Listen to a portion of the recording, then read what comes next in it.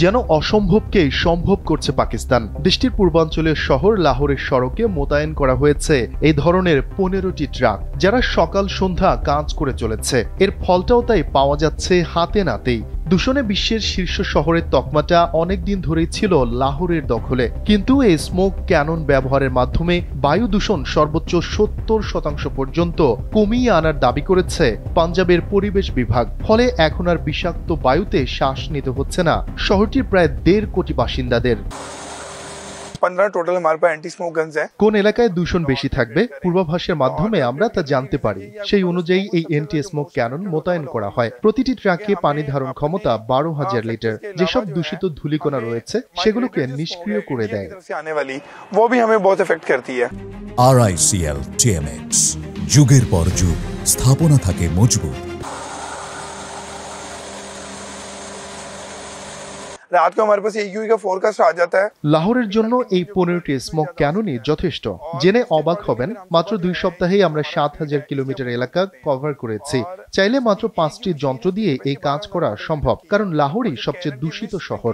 Range है वो 100 metre से 120 मीटर है। লাহোরের প্রাদেশিক সরকারের এমন উদ্যোগকে স্বাগত জানাচ্ছেন স্থানীয় বাসিন্দারা। তাদের দাবি, কেবল লাহোরেই নয়, সবগুলো শহরেই এন্টি স্মোক গান বসানো উচিত।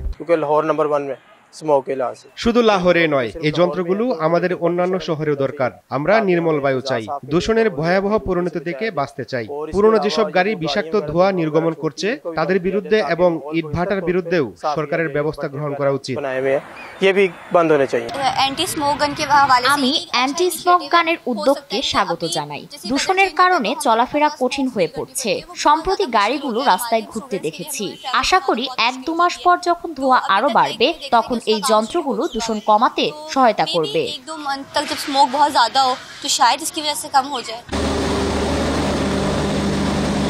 পাকিস্তানের ঐতিহ্যবাহী শহর লাহোরে বায়ু দূষণ একটি ভয়াবহ সমস্যা। বিশেষ করে শীত মৌসুমে দূষণ সেখানে ভয়াবহ আকার ধারণ করে। বিষাক্ত বায়ু থেকে শিশুদের রক্ষা করতে বন্ধ করে দেয়া হয় স্কুল ও কিন্ডারগার্টেনগুলো।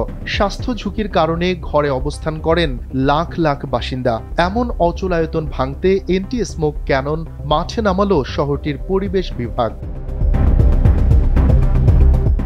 শফিকুল ইসলাম শান্ত, NPB।